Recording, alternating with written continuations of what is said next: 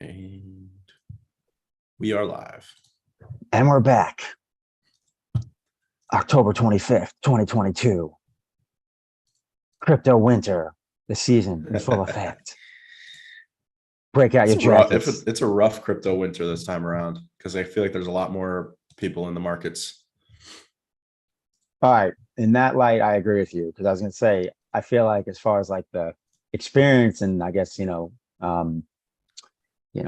price reductions and whatnot, I don't feel like it's hurt as much as no, yeah. I was actually oh no, go ahead. I was gonna say just back to compared to the last one. Yeah, it's funny. Actually, this morning I was looking at my portfolio from the last bear market. Oh, sorry, I'm muted on Discord. Unmute. I was looking at my portfolio from the last bear market. So we went from bull to bear. And I was just thinking this morning, actually, that there's like such a, like the pain is not even near what it was back then. I like legitimately saw my portfolio drop like 95%. So did I. Yeah, because there weren't, there weren't stable coins back then. I mean, there were, but it was basically like USDT. And there weren't any like real use cases for stable coins. So there was like no reason to just like be sitting on a pile of USDT unless you thought the market was just going to keep crashing. And after that initial like bubble burst of Bitcoin hitting 20K and then dropping, there was really like I think all of us were just kind of, I have like, so I basically, I keep like a daily notebook of like everything that's going on, my thoughts. I take a screenshot of my portfolio and throw it in there. So I was just looking at like this day, I'll give you the exact day actually. I was looking at this day and I was just looking at it and I was like, my thoughts on that day were just like, everything was going to shit. I was basically losing everything. So this was January 14th, 2019. So that wasn't even the bottom. So there was still plenty more pain to be had. But on that day, I was just writing about how the, how bad the winter was. And I was like, it was like almost shocking to see your portfolio go down that much because I've always kind of invested in the stock market. And, like I got started when I was in high school. So I was used to like playing with options and seeing my portfolio fluctuate a lot. But crypto is like a totally different experience because like you just see a little bit of a winter and it tanks your portfolio 95%. That doesn't really happen in the stock market. So it was a wild time, but without that, my point is, that the fact that we have stable coins now, like, we've got HBD and BUSD and USDT and USDC, and there's actual use cases for them. So there's a reason to hold them because you can earn yield. So like right now I have a bunch of money sitting in PHBD, USDC and BHBD, BUSD in those two pools. And those are just a great way for me to just sit on stable coins and earn yield, like earning like 27% APY right now on the BHBD. So there's like, the fact that didn't exist before is a big reason why the portfolio, my portfolio saw such a big drop back then. Whereas now in this bear market, I've definitely seen a drop. It definitely hurts. The yields that I was earning aren't nearly as high. And then obviously the value of my portfolio has tanked and naturally I hold a lot of my portfolio in Leo, PolyCUB and CUB. And especially the PolyCUB part of that has really been hurting. So, this bear market has definitely hit hard, but nothing like the last bear market. That was like a treacherous time to be in crypto. And that's why I feel like the people who've been around since that bear market, like you're saying, it's kind of, you feel the bear market, but it's nothing like what you've experienced before. So it kind of almost feels mild, even though you see a lot of other people like screaming that it's like bloody murder. Yeah, no, it's kind of interesting. I see that personally, even though I'll openly admit, I think I did a shit job this time around, considering more so lack of organization and paying attention than anything. But yeah, like you said, back in like 2019, yeah, I was down, like my portfolio was down like 90% also. This time around, it's like 50%, Right. even though there's cryptos that are, down more than that. So, and I mean, I honestly, I really did no selling, towards the top. It's just a difference, like you said. Now there were stable coins, and I had a good chunk. I had like a third of my portfolio just sitting in stable coins, staked earning yields, because I'm like, sweet, I can now have different aspects of, like an actual portfolio now. And the Right. fact that I can earn yield sitting on stables gives me some diversification, at a risk. Well, as long as you weren't in UST, otherwise, oops, Yeah. sorry. I had my notorious trade. I was talking to one of the founders of this protocol called Orion, and I got into like the early seed launch of it.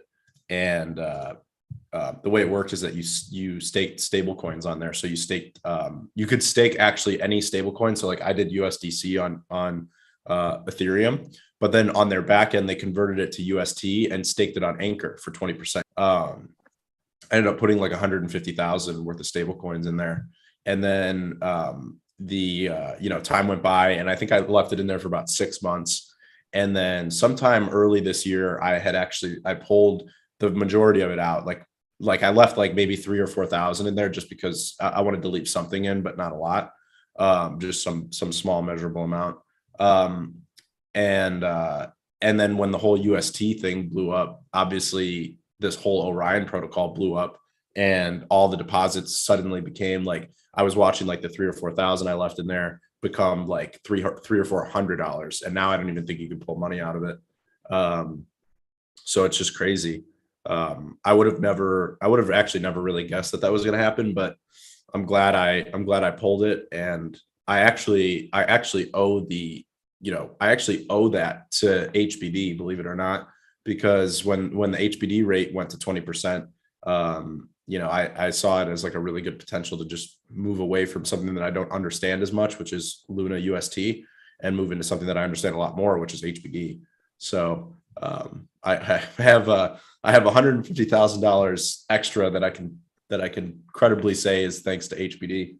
And now I hold a lot more in HBD. I try to convert more stable coins into HBD on like a daily basis. It's super hard though. So I end up getting a few hundred more HBD every single day, but it's very difficult to buy in size, which is why BHBD and PHBD have become such a big focus for me. Yeah, I mean, and the returns on those are awesome. Again, this goes back to like procrastination and lack of organization, I guess. But I have a good chunk sitting in the stable, just the regular stables on PolyCUB, and it's like, why do I not have those in like PHBD or BHBD earning 3 times, 4 times the yield? So it's been on my to-do list, and 3-4 weeks later, I still haven't to-doed it. Maybe I'll start messing with that tomorrow when I get some free time. Although, the other piece of that too is, liquidity and, trying to move big chunks into HBD is easier said than done, as you even know personally. So I'll start pecking away at that myself to diversify, so to speak, within stable coins, Yeah, it's the UST situation really taught us that we need to hold a variety of stable coins. You won't be safe in any single stable coin, in my opinion, whether that's regulation or Yeah, well, and it goes back, well, you know what? I'm going to quote the infamous McSpreadsheet, and he once said, concentrated bets are for making money, diversification is for keeping money.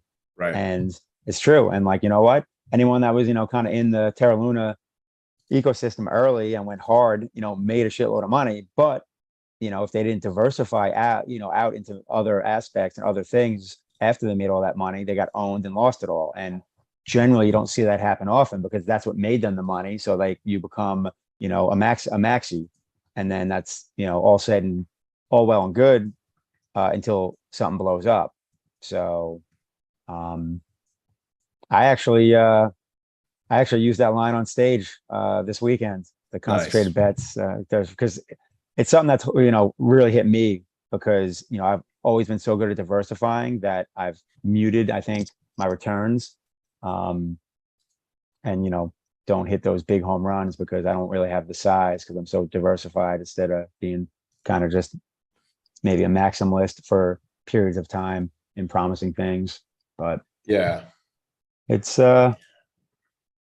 definitely smart, especially with the algo stables, because those are still an experiment. And yeah, HBD has been performing well, but that's also because it's freaking tiny and barely has an audience. If that was ever to blow up, so to speak, the way in popularity, the way that UST did, then we'd really see, there's the quote unquote stress test. Right. Yeah. Well, the So, thing is, HBD really has a lot of things going for it that make it a lot better than UST. Obviously, that doesn't make it 100%. immune. Nothing's ever immune to blow up risk. Yeah. Anything you look at, USDT, USDC, even Bitcoin has blow up risk. Everything has some degree of blow up risk. It's more just about how large or small that blow up risk is. But HBD, that debt ceiling and the way that it works with Hive is just super interesting. And it's a big reason, one of the big reasons why Luna and UST blew up is just that debt just continued to grow and grow and grow. And then the risk of death spiral quickly became apparent, which is why Do Kwon started taking money and putting it into Bitcoin and saying that the Bitcoin was backing UST. But clearly that wasn't enough. I mean, that they had basically no debt limit. So, when it started to spiral downwards, it was a very quick death. Whereas with HBD, and I love tracking on this site by Osbit Dev. But you can basically track the HBD market cap and the Hive market cap, and it shows you the debt limit. That's so sweet. like right now, what's that? I said that's sweet. Yeah. So the HBD market cap right now is 4.4% of the Hive market cap. Oh, yeah. So that, and the way HBD works is that it's just a debt instrument on Hive. So, one HBD basically represents $1 worth of debt to the Hive ecosystem. So if that debt doesn't grow too large, then there's no blow up risk, or at least the blow up risk is small unless the debt were to quickly increase. But that debt is so tiny. I mean, it's 4.4%. And it doesn't grow very much. So there's 9.3 million HBD out there. And that's obviously the Hive market cap right now is 209 million. So as Hive grows, HBD's potential market cap can keep growing. As the Hive price maybe declines, the potential debt that the Hive ecosystem can have declines as well. So it kind of creates this really nice equalizing system. The other interesting thing, is that the DAO doesn't count towards the HBD debt limit. So, the reason for that is that money basically can't flow out of the DAO. It's except for the programmatic schedule of, like the proposals that get paid out. So there's basically a programmatic schedule for the HBD coming out of the DAO. So you don't need to include it in that debt ceiling. So yeah, HBD is super interesting. This is why I think, a lot more people will focus on it in the long run. And a big reason why, we've taken CUB and PolyCUB and completely changed the direction to focus very heavily on Hive and HBD. It's a lot of it is for this new focus on HBD that the actual Hive ecosystem has. And then a lot of it is for basically realizing that there's no good exchange for Hive and HBD. Binance has Hive, which is obviously the best exchange. For Hive right now, the deposits for Binance have been offline for 2 weeks because of the last hard fork. So people who want to move Hive and HBD around are really struggling right now. And this is just showing us the growing need for decentralized exchanges and derivatives. So, what PHBD, PHive, BHBD, and BHive offer is simply a derivative for Hive and HBD that gives you another route or another avenue in and out of Hive and HBD. And, I think that the importance of that is really underrated.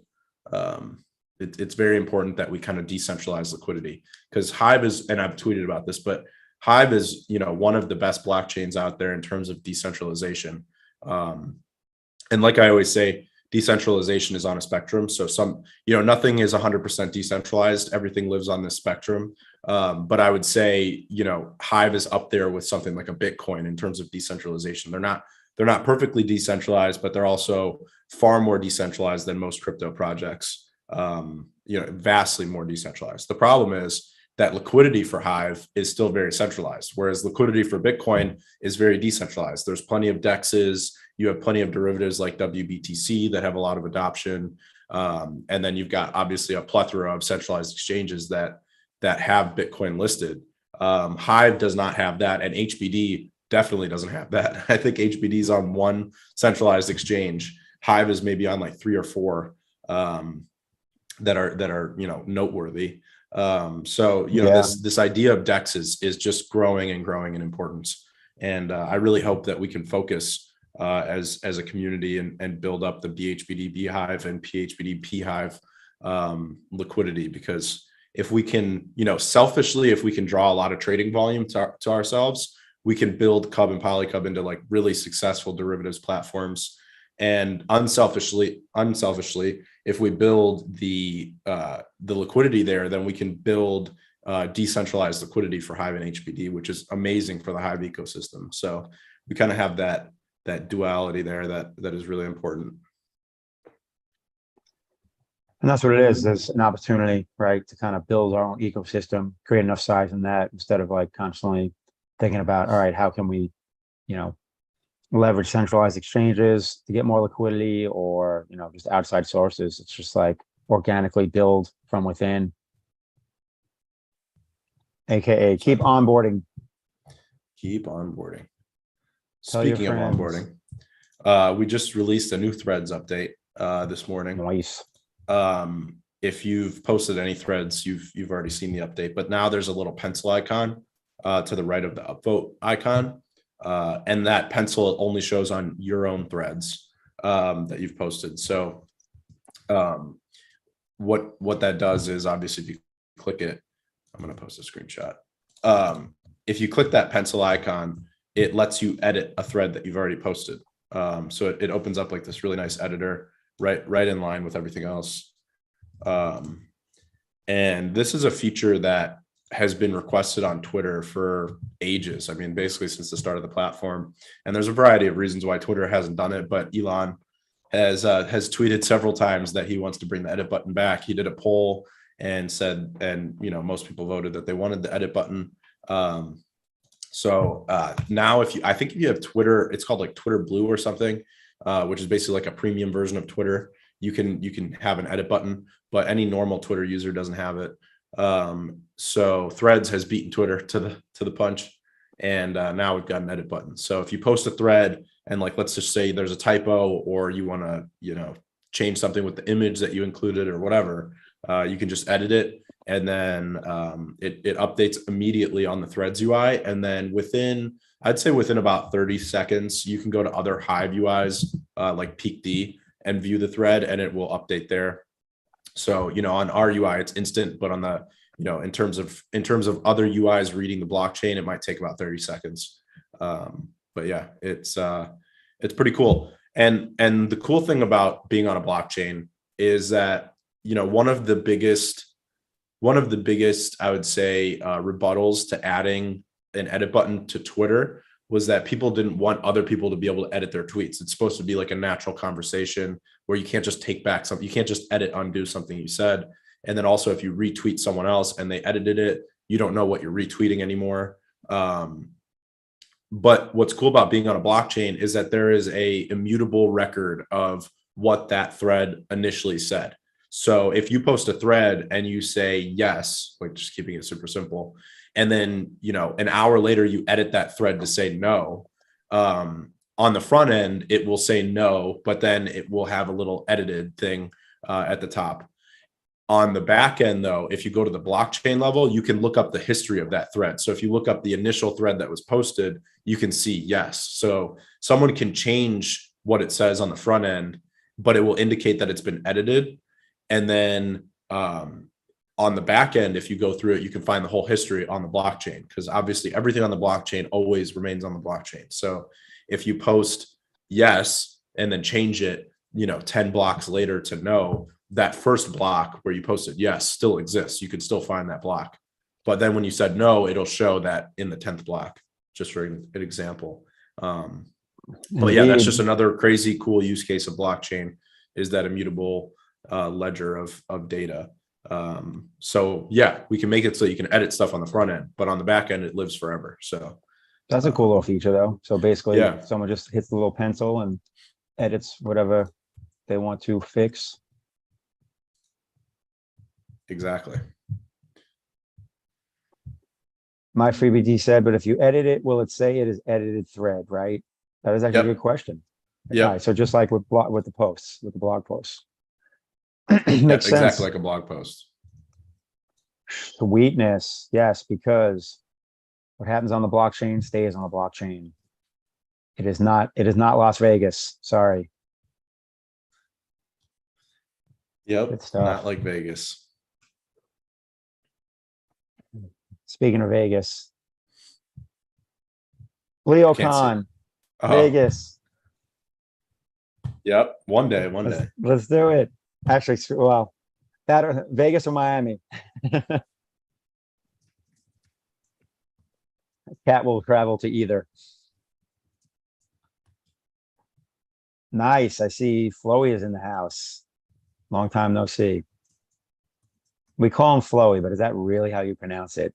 I'm always like Fly. Yeah, waiting, and he was waiting for images, so on Threads, so win-win. Yep. Threads has images. We also have an image carousel, which I don't think a lot of people have realized yet.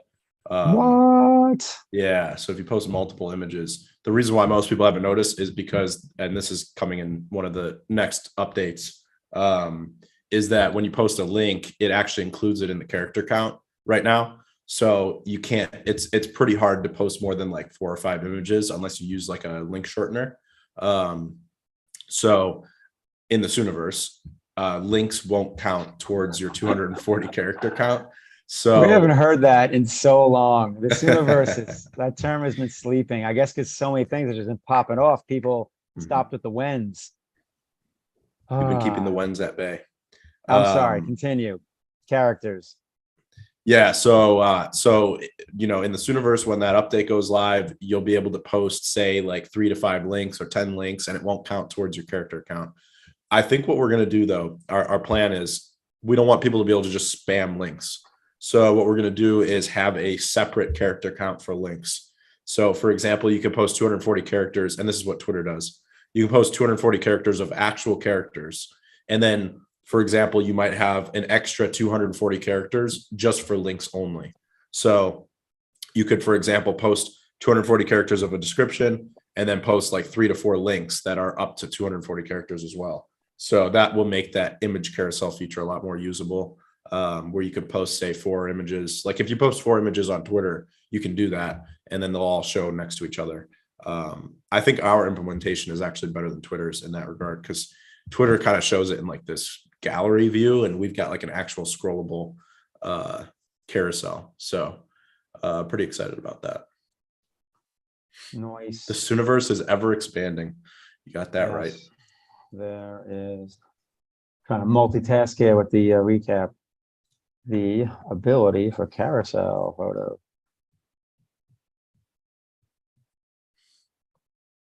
Carousel, a word that I can never ever spell right for some reason. All right, I will go back to that and fix it later.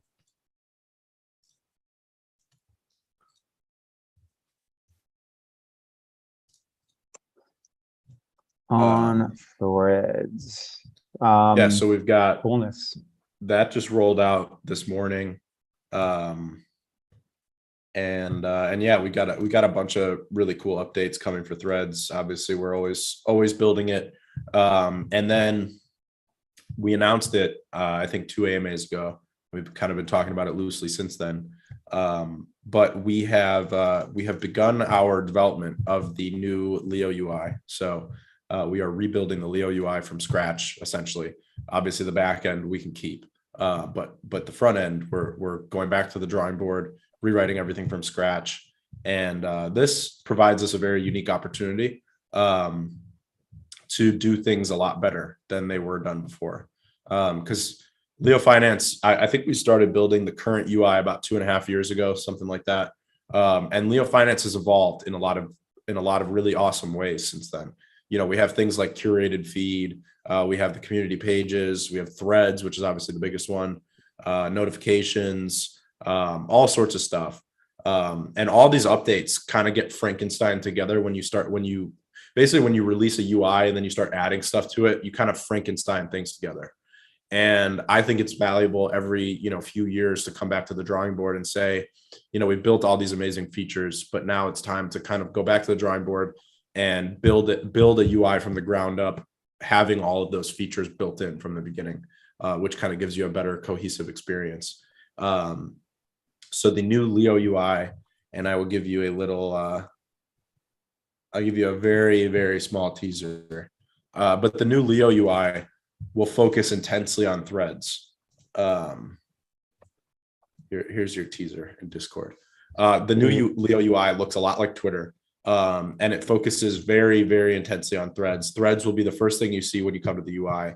And it's very important because I think that onboarding people and having a user experience that is identical or very similar to Twitter is the key to growth. So if we can onboard people by giving them a Twitter experience on the front end and then incorporating the long form blog posts into that experience, I think we can really, 10x or 100x our monthly active users. And yeah, so it's, the UI is starting to come together. The screenshot I posted is what it looks like as of right now. So it's really starting to come together. Obviously, all the back end work that we've done gets to live on. So, all the stuff, all the stuff that we've built for threads, all the Leo Lightning work, all the Leo Info work, all that stuff gets to port over to the new UI, but we get to rebuild the front end from scratch. And I think that's super fun. I'm very excited to see what happens with in terms of onboarding. I think we can onboard a lot more people if it looks like Twitter. Interesting. I mean, I don't disagree with that. At the same time, I also look at the kind of creating your own brand, so to speak. But you're definitely not wrong about that. Yeah, that being said, that replicating what works is always a great idea. Yeah, that being said, that it looks a lot like Twitter. It won't just only feel like you're using Twitter. It'll still feel like Leo Finance. You'll still have community pages. You'll still have blog posts incorporated in. Twitter obviously doesn't really have blog posts. You'll still have upvotes. You'll still have your wallet. So, at the same time, when you first glance at it, you'll be like, oh, this looks like Twitter. And then as you dive deeper, you'll start to realize that it's like Twitter, where you could post tweets and threads and microblogs. But then it also has that aspect where you can write long form blog posts. You can basically expand on threads and then link it in. And, I would say the really hard part in designing this new UI has been figuring out how to make the experience of long form content and short form content very cohesive and kind of live in the same ecosystem. Because, if you look at Twitter, just imagine if like every other tweet, there was just like a long form blog post where like if you clicked on it, it wasn't actually a tweet. That experience would feel kind of clunky. It wouldn't exactly feel right. So we have to be very mindful about how the experience is from switching off between micro and long form content.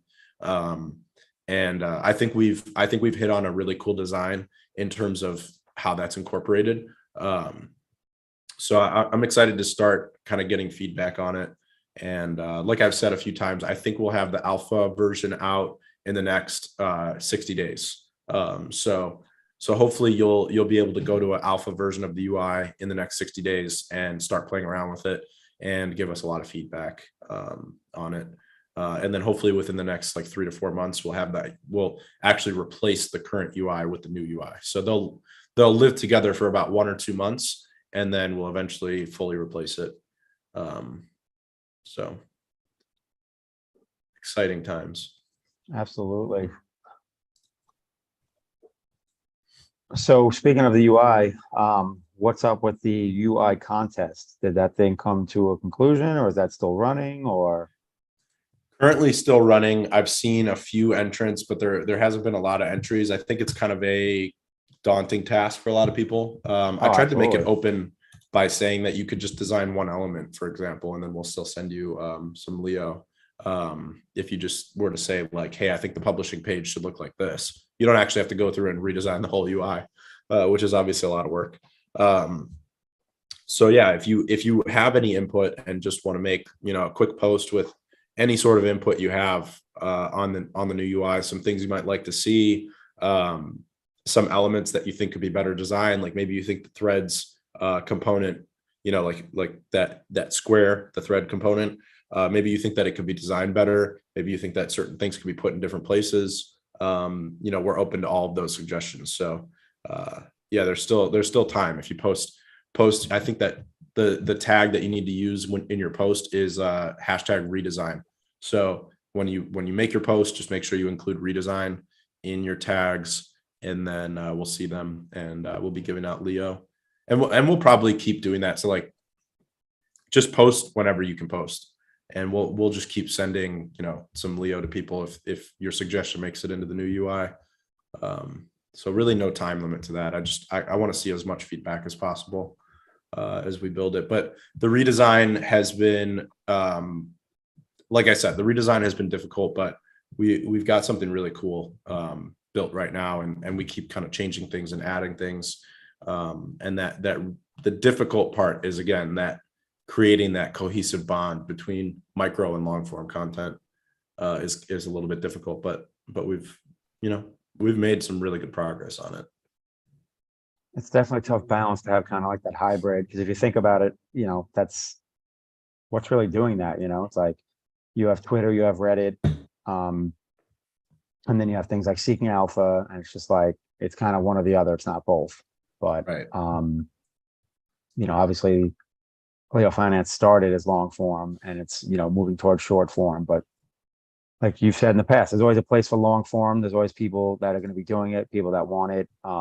So if an environment can exist where both are an option, but the user experience is still seamless, then I think that has the ability to get, traction and become pretty popular.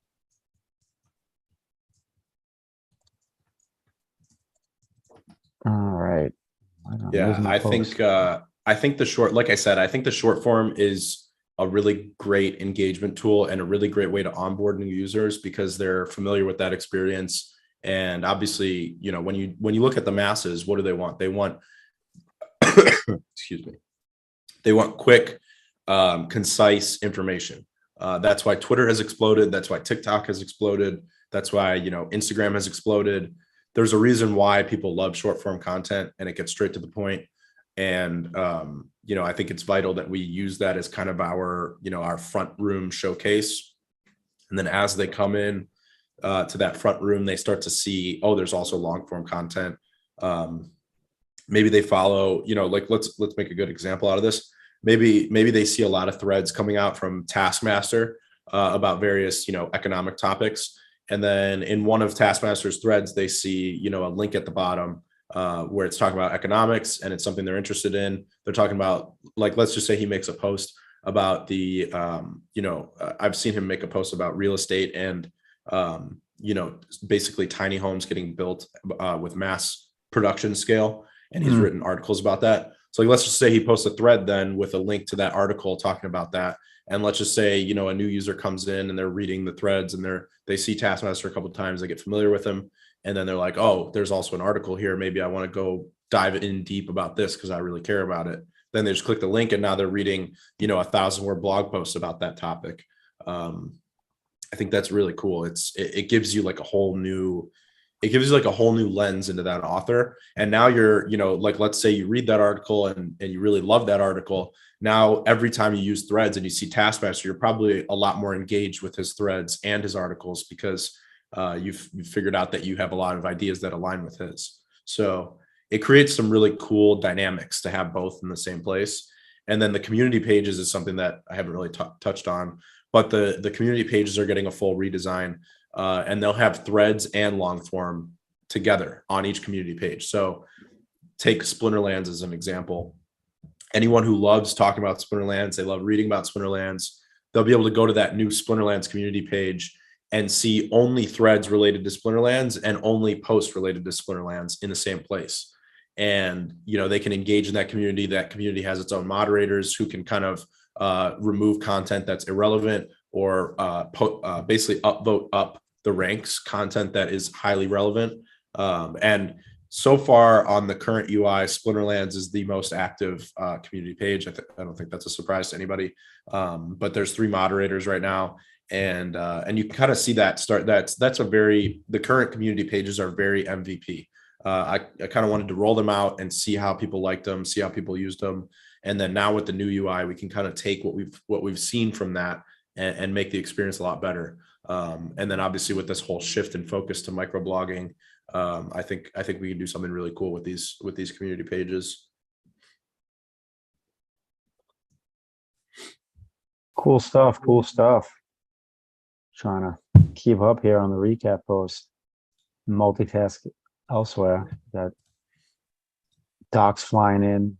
Trying to close a little real estate deal. What do we got? No, just trying to see if there's any questions. I don't have, because I'm got my draft up for the post. I do not have the threads up for the AMA. So if there's any questions in there, I have not seen them. I don't know if you're looking at that. What is Florrie saying? You'll have a account idea of mine, mates physically posting on threads, go to old Blizzard Blue, post meet, Web3 on Hive.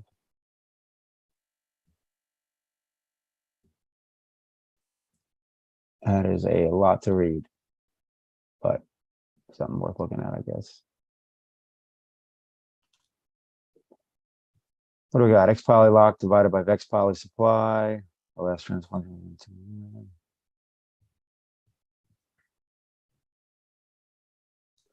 Man, these are some long form questions. My free BT is talking about X poly, which is good. We can use that as a transition into you know, the DeFi platforms. So I will read this long form question. Are you reading something right now, Cal? It looks like you're reading something. Yeah. I was just reading Flowey's message in Discord. Sorry, I'm like reading multiple things. Yeah, that's interesting. He's actually not, it's not about what the content is. He's actually just saying that, you know, finding reposts of what developers are saying across Discord on threads is a really cool use case, which is something that Neil McSpreadsheet would probably talk about if he were here, which is that, you know, he was always saying that Project Blank might be able to replace a lot of the Discord chatter that goes on. So a lot of the chatter that we have in general chat, for example.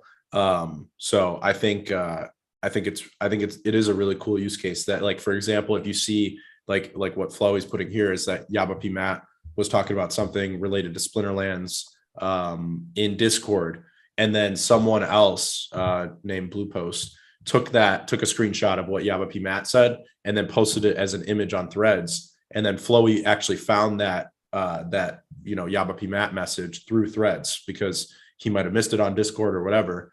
That is a really cool use case where you can see a lot of Discord chatter actually just getting cross posted to Threads. Yeah, I'd love to see more of that.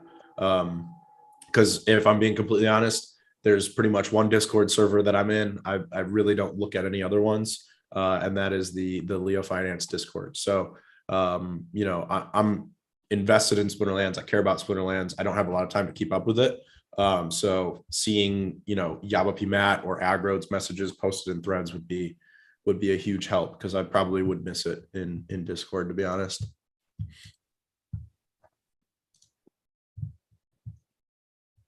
Indeed. I think I'm gonna tag my free BTC as the unofficial project manager.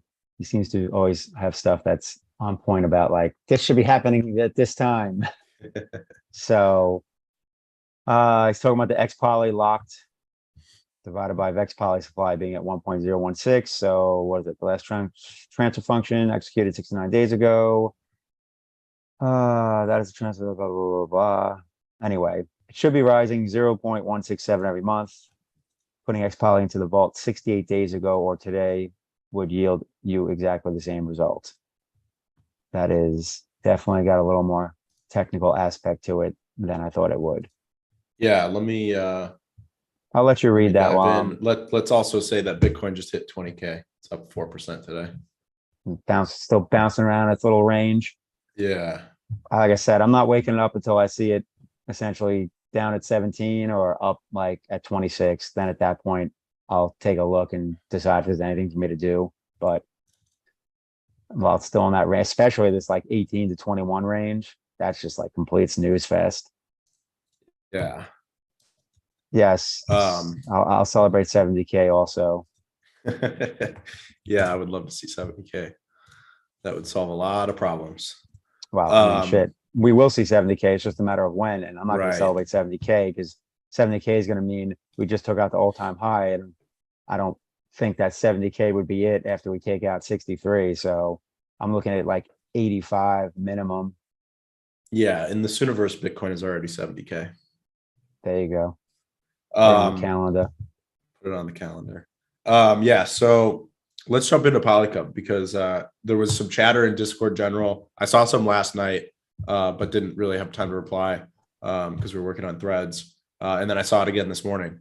So we've been talking about it for a few weeks now, but there's a new PolyCUB improvement proposal out. So if you haven't read it yet, please go read it. I've only seen about 15 people vote for it so far, so there hasn't been a lot of participation yet. But typically, what happens is a lot of people wait till the last 2 or 3 days to vote. Yes, I don't even know how many days are left. I don't think there's very many. Let me check. that's right. We talked about that right before we went live, and I wasn't even aware. So yeah, are you able to drop?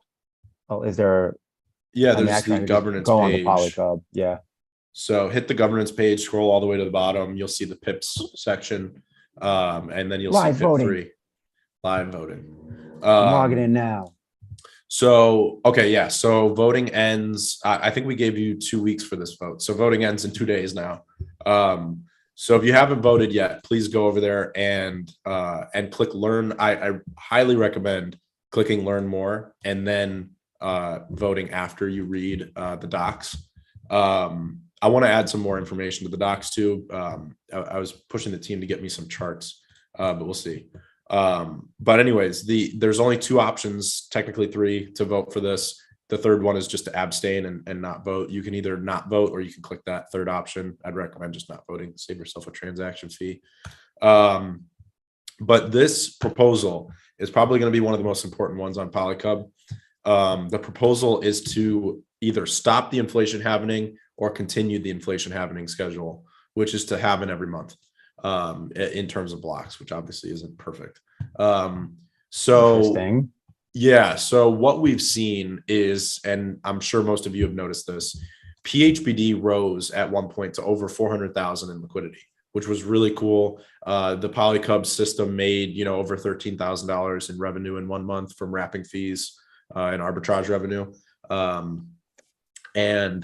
That was really awesome to see. And the growth was continuing and continuing. And then suddenly we had one halvening hit, and then the APYs obviously get cut in half. Then we had the second halvening hit, and then the APYs got cut in half again.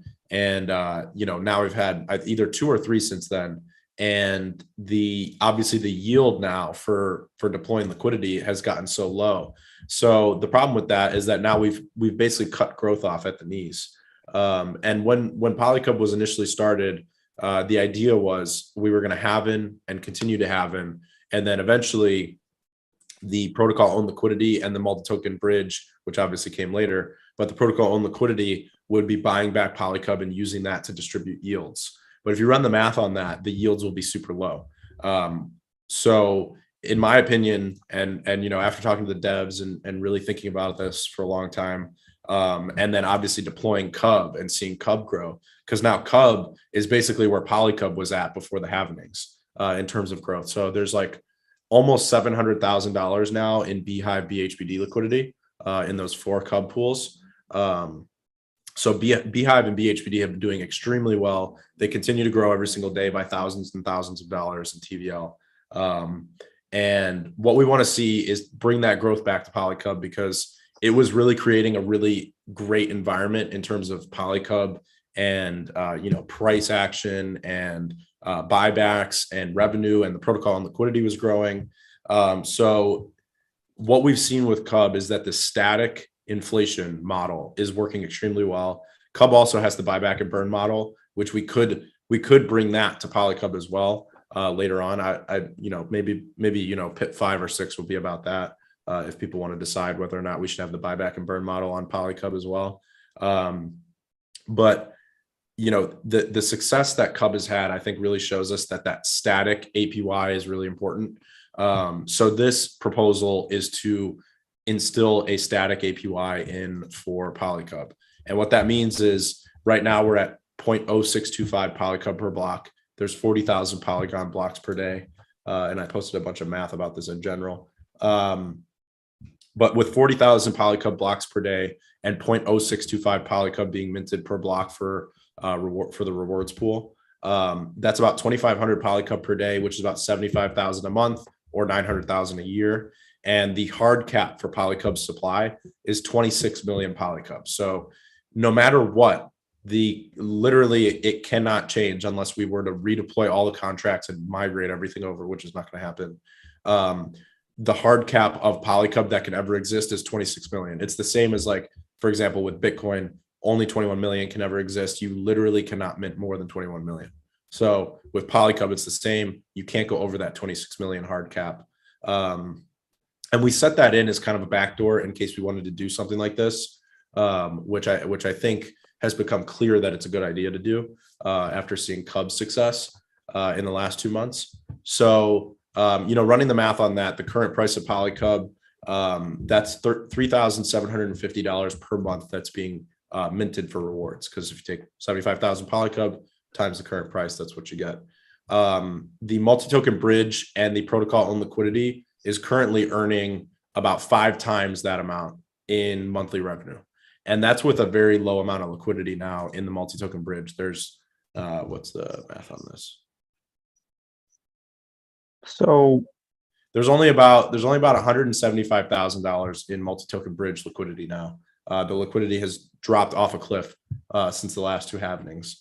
So in my opinion, it's important to kind of reach a static level. And we're picking a static level that is very low. So 0.0625 per block is a very low amount of inflation, but it's just enough where we could actually base off of this and start to increase that 175K slowly. So in my opinion, and obviously it's up to the VEX PolyCUB and X PolyCUB holders to vote on this, but after talking to the devs and forming our own opinions, I think this is extremely important, and I think it's the best thing for PolyCUB. All right, so I definitely have some questions, but again, I'm like literally trying to listen to you and trying to type and whatever else, so I probably missed little things. So apologies in advance if I have any basic bitch questions, but also just to tie up what you were talking about, because this all started with my free PTC asking about the VEX ratio. So is that, so basically he's saying what? This should be a fixed day to get the deposit and raise the VEX-P/XPC ratio. So yeah, so the ratio started at 1. Right now, the UI is showing 1.0167. He's saying check the contract, and it's also saying 1.0167. So I need to check. I haven't sat down to check it yet. Well, I don't think it's even the ratio. I think he's talking about the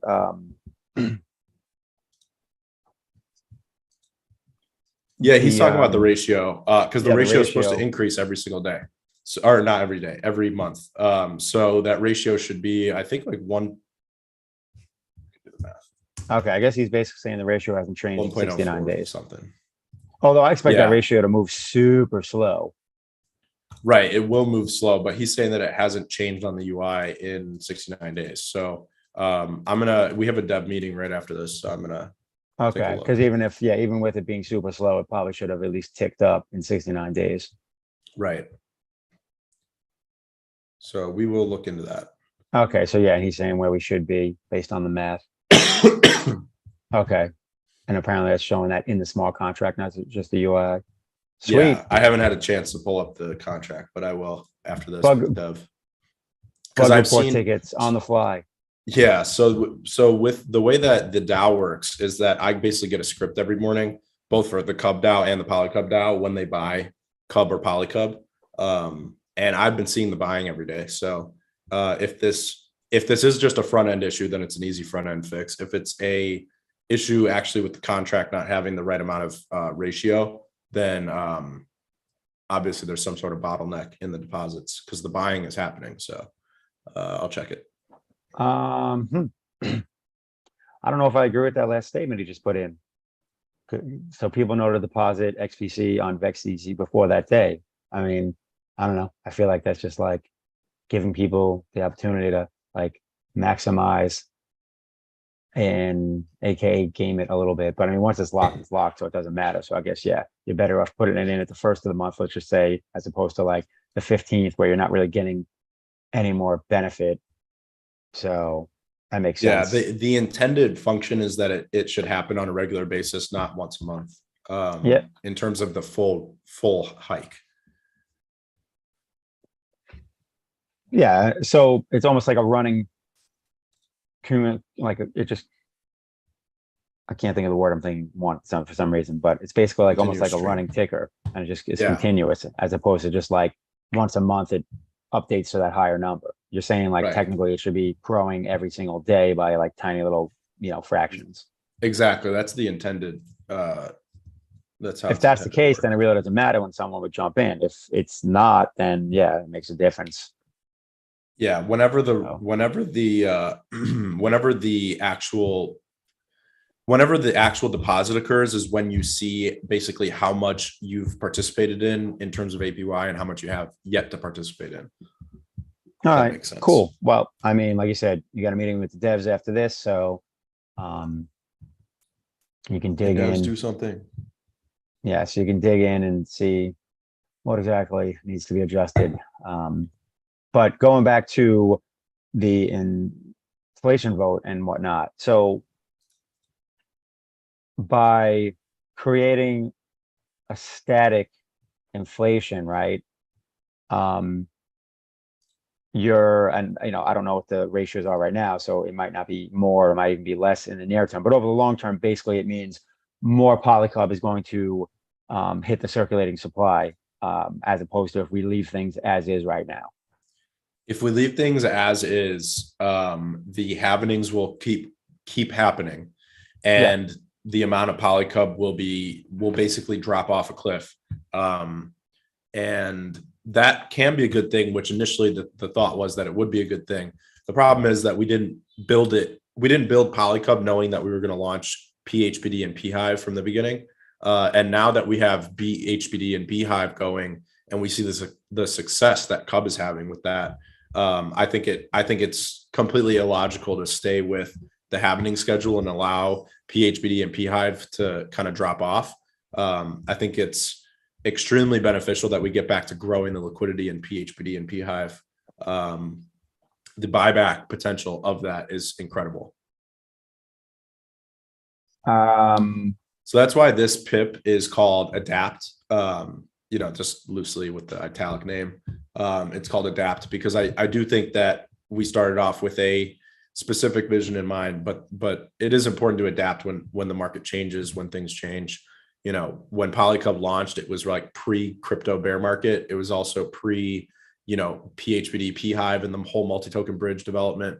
So I think this is a highly valuable thing to do to kind of change our tide and change our direction.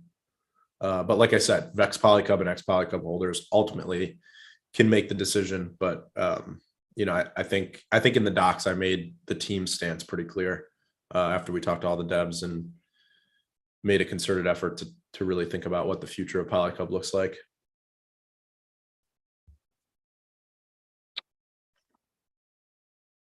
I guess I'm like just blanking on some basic information. And again, like I said, I was multitasking, so I'm probably sure you said it, but I'm just thinking about, I'm starting from a base, just economic standpoint of like supply and demand. And like, to me, less supply is usually a positive. Um, but that could be like a scarcity way to look at it. Um, so why is it that the current setup impacts PHBD, like the yields on those, like in a negative way? I missed that part. Sorry, say that one more time. Because I'm just assuming like, if the supply just keeps getting choked off, that all that's going to do is create a higher price on PolyCUB, which will help the yields take care of themselves.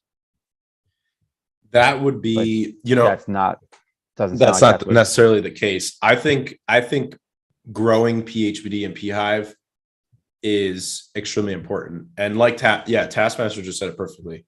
You need some level of inflation for growth. And it does okay. get often overlooked that everyone wants to see complete deflationary supplies. And I do think people like Addicted and a few others were, even I think Yapapi Matt made a message a long time ago talking about cutting the inflation not actually being a beneficial thing once you get Gotcha. to a certain point. I think it's good to cut the inflation, to a manageable level. Like I think, maybe this is a good time to just go back and say some things that we did wrong with PolyCUB that I think we could have done a lot better, with the benefit of hindsight. We started with a super high inflationary rate and we dropped that inflationary rate every single week at first and then every month after that. And I think the problem with that was that we started with super high inflation and that let a lot of people just come in and soak up a lot of PolyCUB really early. And those people tended not to be, adamant about the platform long term. So all that PolyCUB basically got soaked up early and now it's been sold off the market, which is why the price of PolyCUB literally dropped off a cliff. And I think that is like a really important experiment to understand and look back on. Because what I think would have been better, and this is what Addicted and others have said, is that what we should have done is have a variable inflation rate where we said, okay, we want all of these pools to have a roughly, 15 to 25% APY, enough APY to attract capital, but not so much APY that we're just giving away free money, which I think is what we did in the beginning, where the platform had like 2000% APY. So that was a big mistake. I think we could have done a lot better on that front. And obviously, if we had PHBD and Phive live at the beginning of the platform, I think we could have attracted a lot of capital and we could have kept that capital in the system for a really long time.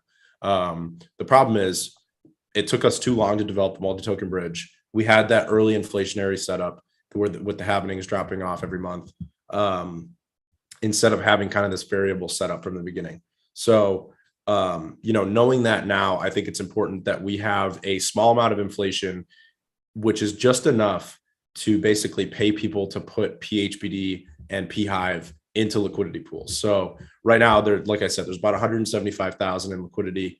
At one point, we were pushing, almost 500K in just the PHBD pool, and I think total was almost $1 million in terms of multi-token bridge TVL. So I think it's really important that we keep a small amount of inflation that can keep that 175K, because that 175 keeps dropping off every month because of the happenings. So, last month it was probably like 250K. This month it's 175K. So what we should do is base off at these APYs. It seems like capital is willing to sit at these APYs. And then if the price were to increase, like let's say that the price of PolyCUB doubles, it's 5 cents right now. Let's say it goes to 10 cents. The APYs will double without the inflation changing. So I think and like I said, at current prices, the multi-token bridge and the protocol and liquidity is earning 5 times what the monthly inflation print is in terms of dollar value. So even if the PolyCUB price doubles from month to month, like from this month to next month, the protocol and liquidity and multi-token bridge can buy back more than it's even paying out. So I think that's valuable. And I think what My Free BTC is saying right now is an important point, which is we could use some of the monthly revenue to boost APYs instead of relying 100% on inflation. I think that's a good point. So what I think we should do, and what's kind of baked into that proposal, is you have the BEX PolyCUB deposits, which boosts the APYs to a degree, because obviously the DAO is buying and propping up the price. That's why I think the price is kind of flatlined at 5 cents. But what I think we can do is, since the multi-token bridge and the protocol and liquidity is earning so much more than is needed for VEX PolyCUB deposits. So use some quick live math. The VEX PolyCUB vault needs to make $2,000 per month. So $2,000 per month needs to be bought back on the market from the PolyCUB DAO and deploy into that VEX PolyCUB vault every single month. And we're talking about leaving the inflation print at 0.0625 per block, which, like I said, is $3,700 per month. So as of right now, there's about a 50% deficit between the amount of buybacks and the actual inflation print. So I think in this proposal, what we should do is, if this proposal goes through, since the protocol and liquidity and the multi-token bridge is earning so much more than that inflation print, I think what we should do is basically close that deficit gap and say, okay, the VEX PolyCUB buybacks will continue at $2,000 per month. And then that deficit is $1,700. So then the DAO should buy back that $1,700 difference and maybe just deploy it in a liquidity pool, or just sit on the extra PolyCUB and put that into protocol and liquidity. And then basically we're removing 100% of the inflation from the supply, if you think about it, because the money that gets deployed to VEX PolyCUB, that $2,000 a month, VEX PolyCUB is locked for another 628 days, like basically over a year and a half. And then if the protocol and liquidity soaks up PolyCUB and doesn't sell any PolyCUB, which it won't, then I think what we're going to see is you're basically just you're paying yield to people, but then you're buying back more than that yield is being paid. So that's important. And then, something that we've talked about with CUB, which I think is something important that we realized, is escape velocity. And if you look at the last CUB report, we had the speculative escape velocity defined as buying back the CUB DAO, buying back more CUB than is being sold to the market, because LPs are not going to sell 100% of their earnings. They're going to sell some percentage, whether that's 99% or 9.9%. LPs are going to sell some percentage of their earnings, but not 100% of inflation hits the market. So basically what we need to do is earn more than the inflation that is hitting the market, not necessarily the inflation that's being printed.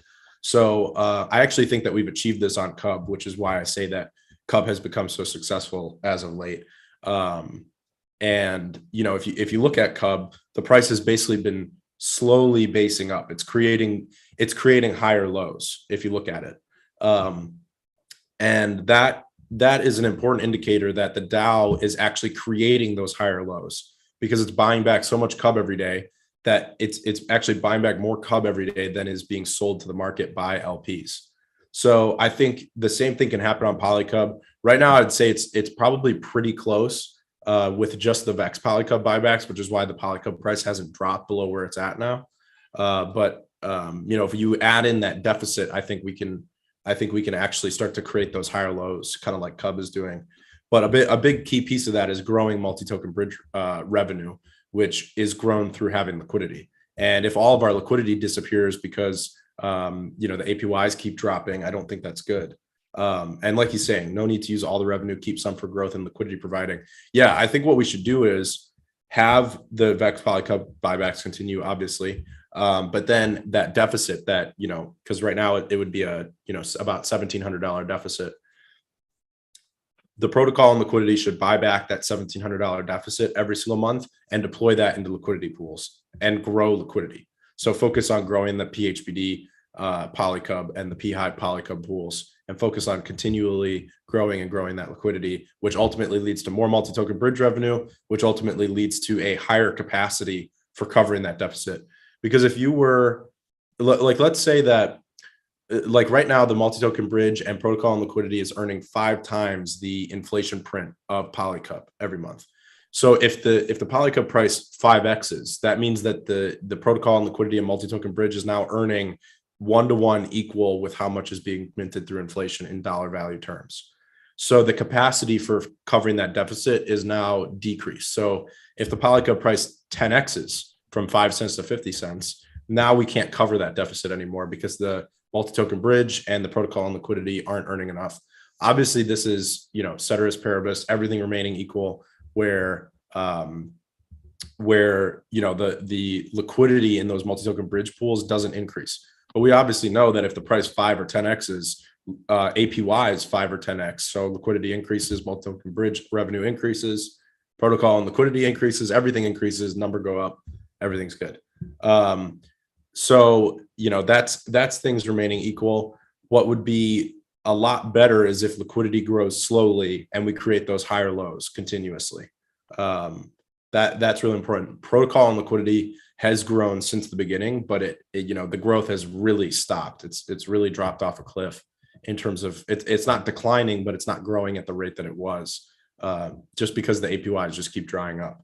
So I think it's really important that we base off with this proposal and create the same environment that's being created on CUB, which is so far very successful on CUB.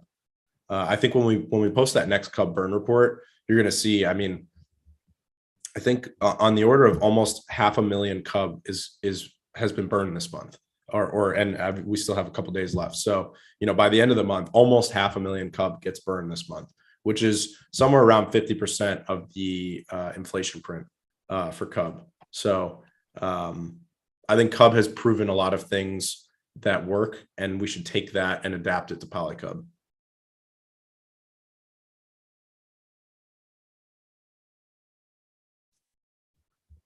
And that is my rant. I'm dropping Slash rant. there you go. I just dropped the link for the learn more about it when you vote, and putting that in the recap as well. Read the details of proposed changes. Yeah, so if anyone, I mean, really wants to circle back and kind of review a lot of what Cal just talked about, you know, hit that learn more tab on the governance vote page, and it's got much of the information detailed for you.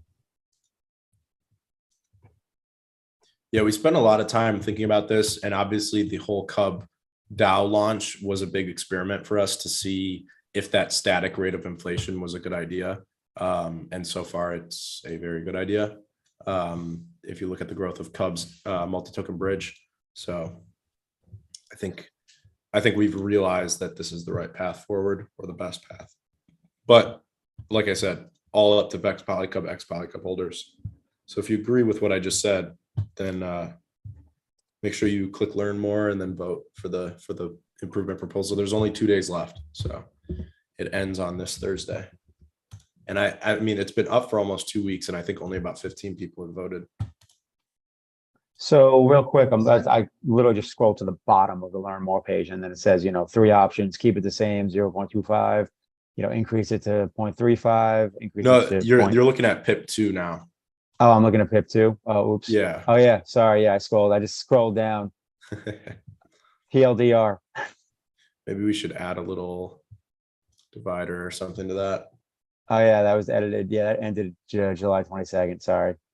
No, you're good. Oh no, there's a header there. I just scrolled to the bottom, figuring that's where. Gotcha. So yeah, this shows, yeah, shift to the static inflationary model, continue on the happening path. All right, cool. Yeah. PIP3. All right, so yeah, it's actually not TLDR. It's, you know, only half a page. So yeah. Yeah, it's not super long. Anyone that's gonna anyone that's got Vex Poly should be checking it out and deciding on which way to cast their vote, because that's the whole point of holding governance token, is to have your say. So yeah, don't be a citizen and not vote. Hashtag what I do when it comes to US politics. But right on. All right, cool. I don't know why you're saying that doesn't work. I'm literally on the page. Works for me. I just clicked on it. I don't know. Weird. I just clicked on my link that is in Discord as well, and it works. Don't know what to tell you. Yeah. Cool. All right. So, I mean, I kind of covered the big question of the day. Took us down a little rabbit hole there with talking about Vex Poly and whatnot. So that's good. Yeah, I would love to see a lot of people vote and have good participation on that one. That's probably, like I said, one of the biggest proposals we'll have for PolyCUB. Extremely important. Yeah, my free BTC, I just said we're going to have a dev meeting right after this. We have it scheduled for some CUB stuff too. So I'll take a look. See you later, Nifty. Yep. All right, cool. So with that said, I mean, shit, general crypto market talk, really, I feel like there's not much to talk about every week. Things have been so quiet. I am not using Brave browser, Morton. I'm using Chrome. Don't make fun of me. So yeah, I don't know what's going on with the Brave browser for you. But yeah, I don't know if I want to do a couple minutes of crypto general market talk, because then I got to dip because I'm getting blown up with time sensitive stuff. Yeah, no, you're good. In real life. Yeah, let's talk about Bitcoin. Ethereum's up 9%. What are your thoughts? Sweet. I should probably buy more. I still like did not add to my Ethereum bag at all. I've added to Rune. I've added to Bitcoin. I don't know what it is about me and Ethereum. Like I hold some of Ethereum, but it's, you know, a little, it's tiny marginal amount. So hell, in fact, most of my ETH is probably from a handful of NFTs I hold. Yeah, I hold a pretty solid amount of Ethereum. I've had an Ethereum miner for a few years, and obviously I no longer can mine Ethereum, so that sucks. But yeah, I've got a decent bag of Ethereum. I was earning a bunch up until recently, and I actually haven't switched my miner over. What's that? I had no idea you were mining Ethereum. Yeah, I had a pretty sizable rig for a while now. You know, well before even Leo and all this stuff. So that was kind of my foray into earning crypto. Yeah, I never for some reason had like, I was interested, but I guess not interested enough where I had the motivation to set up a mining rig. I just didn't want to deal with it, but I'm also not super technical, so. But definitely kind of regret it. Yeah, I started it and then I ended up hiring somebody to manage the rig. Nice. It doesn't require a lot of management, but yeah, sometimes it did get pretty technical. You had to replace cards that would blow out or, you know, add some cooling to the system if it was getting too hot. I had a room in a warehouse building for it. Obviously, it wasn't the whole warehouse, but it was a room. And if you walked into that room, it was blistering hot. It was like it was actually an office. Sauna. And yeah, it was like an office space with like 2 rooms, like a conference room in it. So it was a sizable space. But when you walked in, it was like walking into a sauna. It was crazy. Right now, all those rigs are just offline. Morton Matt said mine Ravencoin. How is the yield on mining Ravencoin compared to ETH? I literally haven't had time yet to look into mining something else. I told my friend who's managing it for me to start looking into some stuff too. But I'm gonna start doing some research as soon as I get a little free time. Send the link.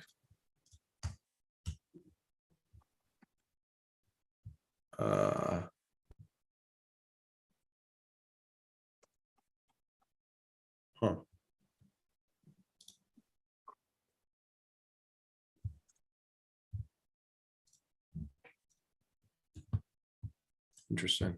I'll send this over to him.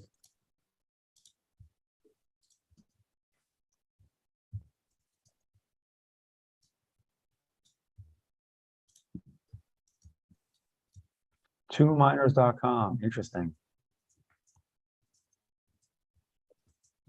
That is kind of cool.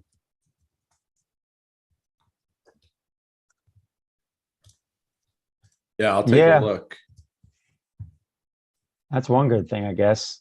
I mean, mining's not always profitable, but you know, it's all about how do I kind of produce revenue or income, you know, when number not go up. So during these crypto winters, you know, between earning yields and or earning from mining, it's a way to still be net positive in the crypto space while prices are suppressed and not going higher. And creating content on Hive, Leo Finance, LeoThreads, earning. Yeah, exactly. This is the time. I built the vast majority of my portfolio by mining and earning crypto through Leo Finance and Hive.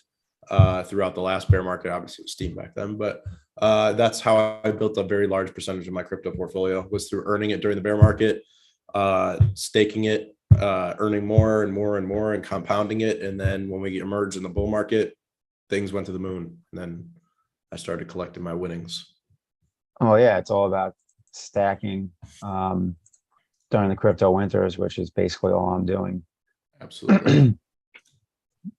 Got to keep stacking for now and wait for the next ride up.